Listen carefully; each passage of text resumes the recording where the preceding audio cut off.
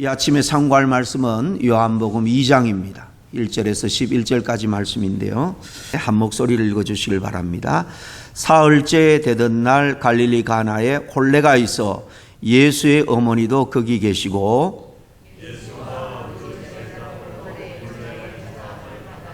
포도주가 떨어진지라 예수의 어머니가 예수에게 이르되 저들에게 포도주가 없다 하니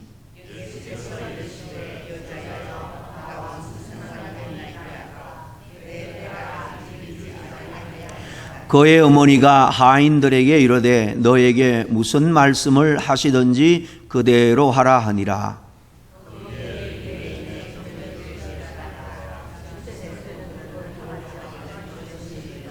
예수께서 그들에게 이르시되 항아리에 물을 채우라 하신즉 아귀까지 채우니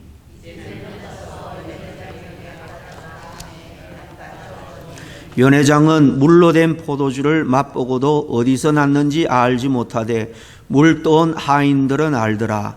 연회장이 신랑을 불러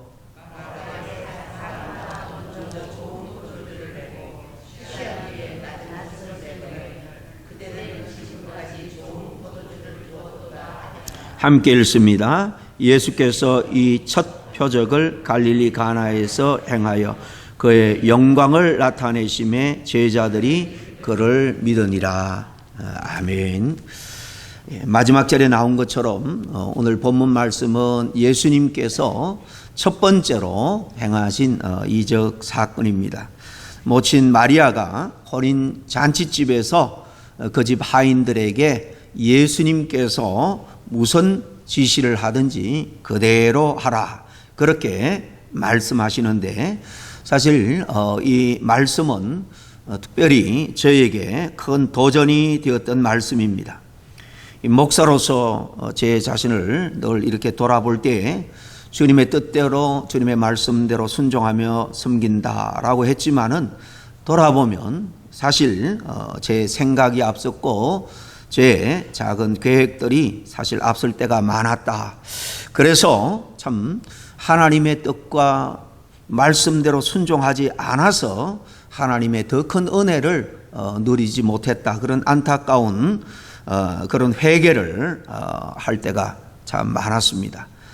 사실 늘 우리가 주님을 섬긴다고 하지만은 우리의 자아가 여전히 살아있기 때문에 살다 보면 주님의 일을 할 때도 내 생각, 내 경험, 내 의지가 사실 앞설 때가 얼마나 많은지 모릅니다. 우리 안에는 늘 내가 주인이 되어서 내 마음대로, 내가 주인이 되어서 내 뜻대로 하려고 하는 그런 의지가 여전히 강하기 때문에 주님의 뜻 말씀을 알면서도 사실 은근히 우리가 그의 귀를 닫아 버리고 살아가는 것입니다.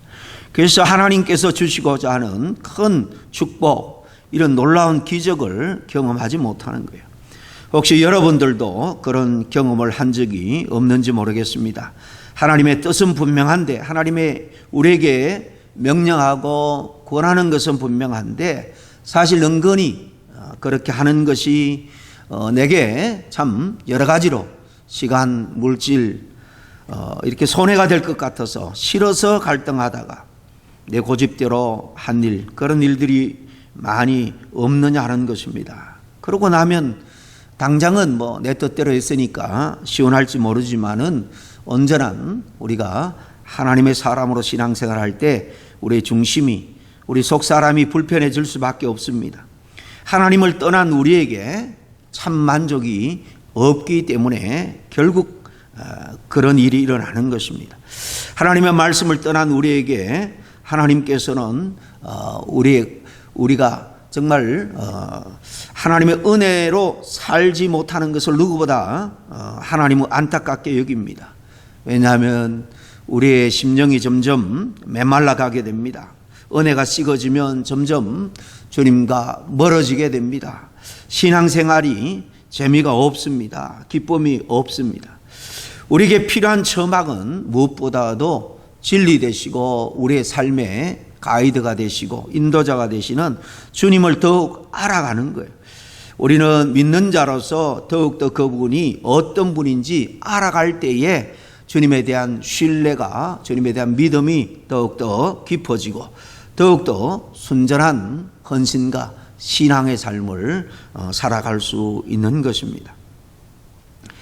아는 것만큼 본다는 말이 있습니다. 주님을 자꾸 우리가 말씀을 듣고 읽음으로 알아갈 때에 주님의 놀라운 역사를 친히 경험하고 보게 될 거예요. 오늘 말씀 이제 1절과 2절을 다시 보겠습니다. 사흘째 되던 날 갈릴리 가나에 혼례가 있어 예수의 어머니도 거기 계시고 예수와 그 제자들도 혼례 청함을 받았더니 그랬습니다. 여기 셋째 날 되었다 그랬는데 이 셋째 날 되었을 때 혼인 잔치집에 어머니 그리고 제자들과 함께 있었습니다. 그 앞에 보면 빌립과 나다나엘을 제자로 부르는 사건이 있습니다. 아마 이 둘을 제자로 부른 다음 그 이후 사흘째 이렇게 갈릴리 지역 가나에 있었던 한 잔치집, 결혼식이죠. 혼인 잔치집에 참석을 했는데 어머니도 있었고 여기 제자들도 같이 초청을 받은 것 같습니다.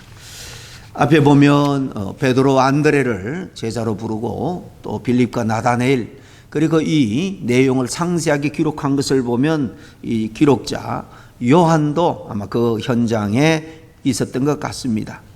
누구의 결혼식인지 정확하게 알 수는 없지만은 이 결혼 잔치 그 당시 풍습으로는 가장 중요한 것이 포도주인데요.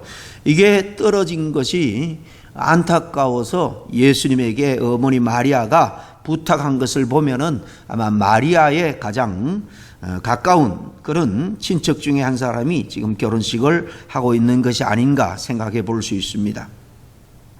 당시 결혼식은 회당에서 남녀가 이제 약혼식을 합니다. 그러면은 바로 이렇게 한 집에서 이 신혼 살림을 차리는 것이 아니라 따로 본집에서 2개월 길게는 1년 동안 약혼 기간을 가집니다. 그 기간에 이제 만나서 이제 연애를 하면서 서로 알아가는 거죠. 그 기간이 끝나면 이제 신랑은 신부 집에 가서 열처녀 비유에 나오는 것처럼 이렇게 신랑과 신부와 신부 친구들을 데리고 와서 자신의 집에서 혼인 잔치를 여는데 가까운 친지들 이웃들을 다 초대해서 보통 아주 가난하지 않는 이상 한 일주일 동안 혼인 잔치 축제를 벌린다고 합니다. 이게 오늘 본문의 배경 이야기죠. 혼인 잔치가 벌어지는 중에 사람들의 서로 덕담과 기쁨과 즐거움이 계속되고 있는데 이렇게 분위기가 한참 무르익어 갈 때에 큰 문제가 생기는 거죠.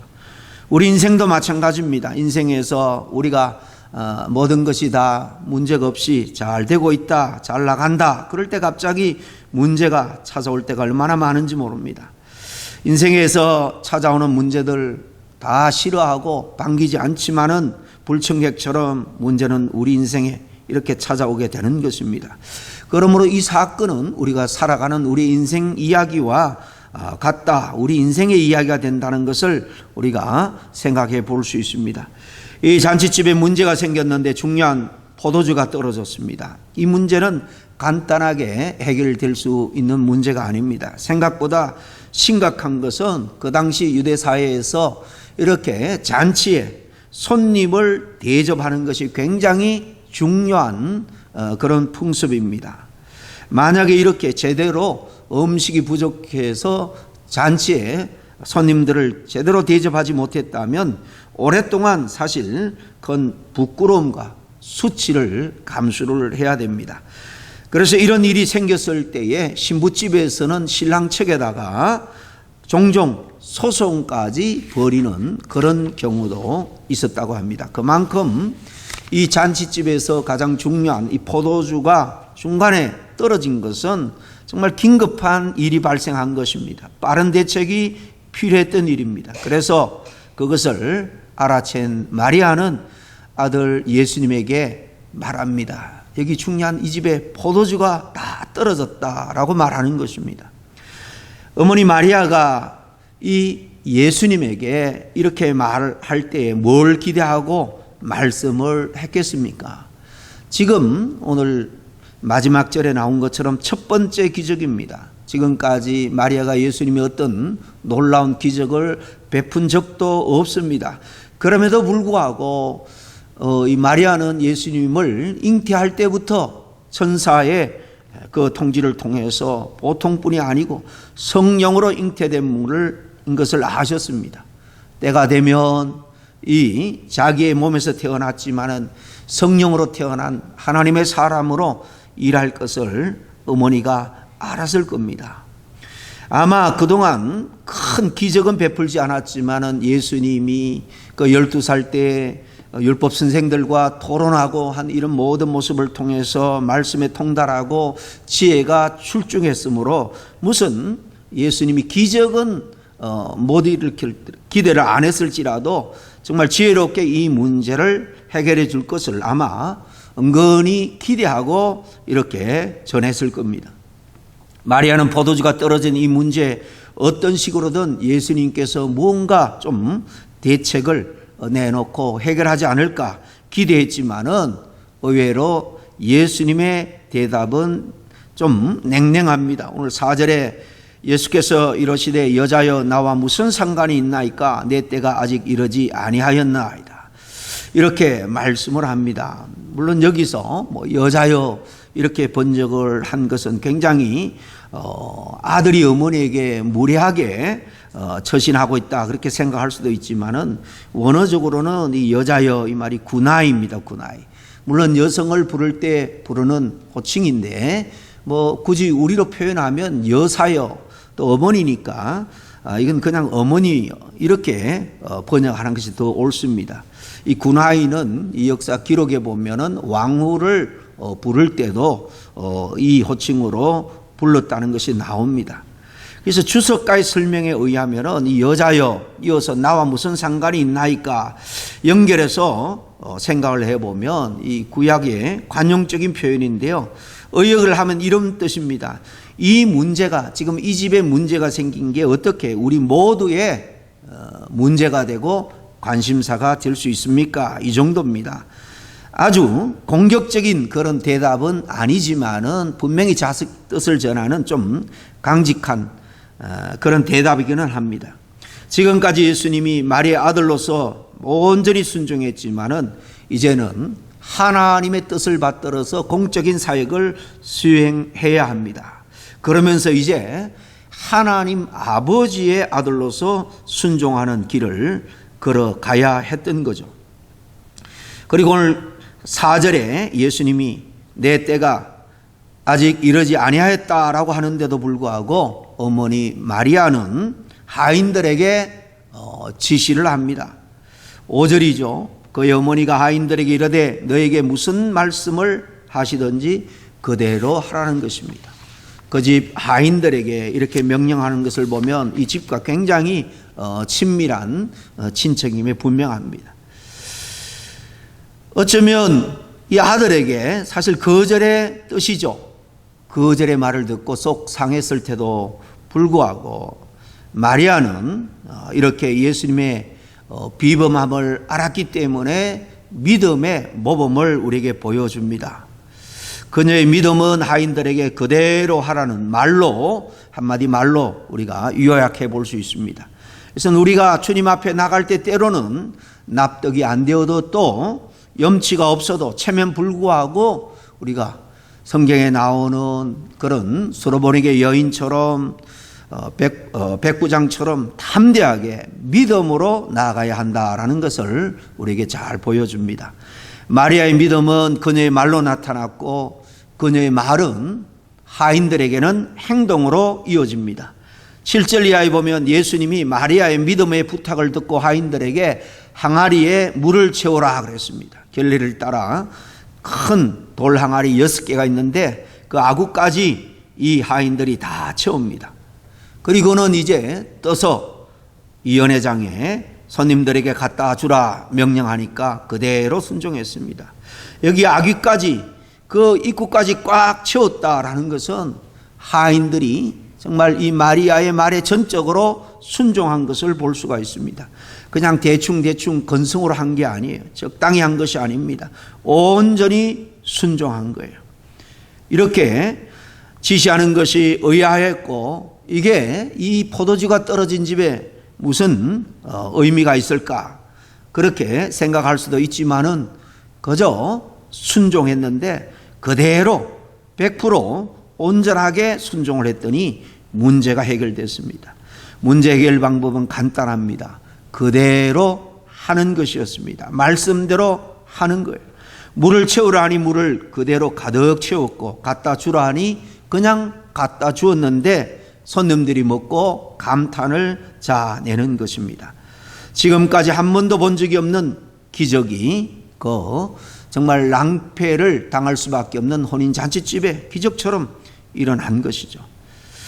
예수님은 물로 포도주를 만드셨습니다. 큰 그 물동이 6개 가득 채워졌습니다. 양으로도 풍족했고, 또 먹어보니까 보통 관례와 달리 좋은 것을 먼저 내어주고 취한 다음에 포도주 맛을 잘 모를 때에 좀 하품을 내놓는데 오히려 최상의 포도주가 나오는 거예요. 사실 예수님은 빈 항아리에서 그냥 포도주가 생기게도 명령하실 수도 있었습니다. 그런데 이 놀라운 기적에 여러 사람들이 직접 관여하도록 했습니다.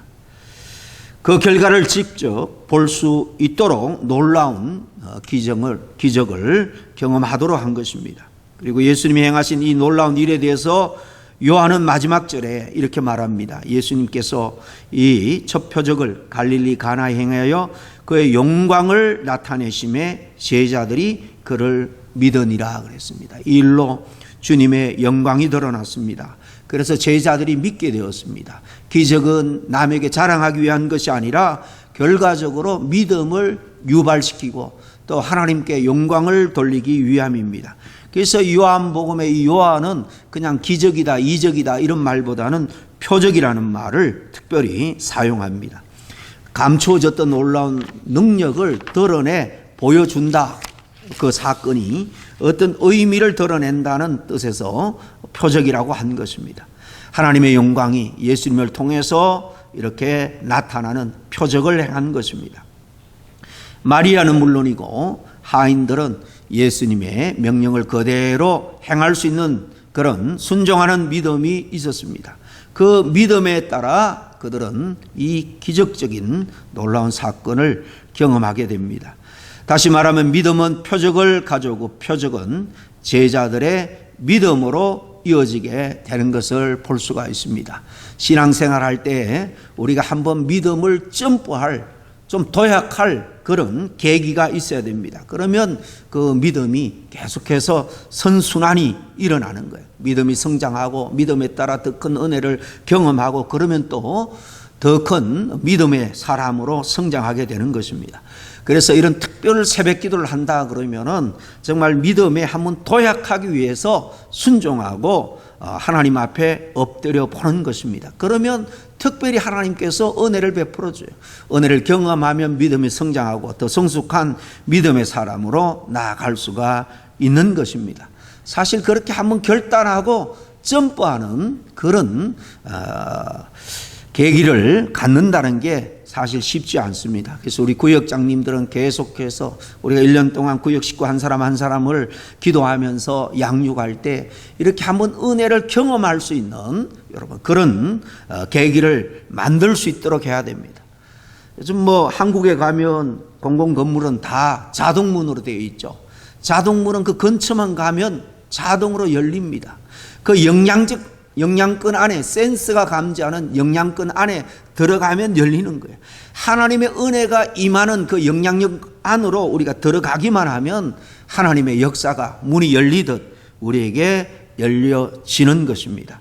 새해는 계속해서 은혜의 선순환에 놀라운 축복을 경험하는 저와 여러분이 다 될 수 있기를 간절히 축원합니다. 기도하겠습니다. 하나님 아버지 감사합니다. 신년 특별 새벽 기도에 닷새째 승리할 수 있도록 저들의 시간, 건강 모든 것을 주장하시고 인도해 주시니 감사합니다. 내일 마지막까지 우리 모두 승리할 수 있도록 주님께서 역사하여 주시옵소서. 오늘 첫 번째 주님의 이 기적 사건을 통해서 정말 온전히 전적으로 순종하는 믿음을 통해서 주님의 놀라운 역사와 축복을 경험하고 또 더욱더 그 받은 은혜로 주님 앞에 더 귀하게 더 크게 쓰임받는 주의 일꾼들이 다 되기를 원합니다.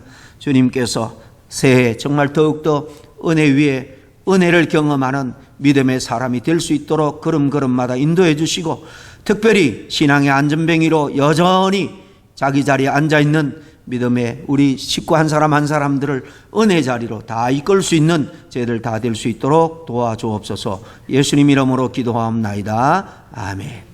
이제는 우리 주 예수 그리스도의 은혜와 하나님 아버지의 크신 사랑과 성령님의 교통하심과 위로 인도하심이 그대로 순종하는 믿음으로 하나님의 놀라운 은혜를 경험하기를 간절히 소원하는 우리 모든 성도님들과 우리 교회 모든 믿음의 식구들 위해 지금부터 영원토록 함께 있기를 간절히 축원하옵나이다. 아멘.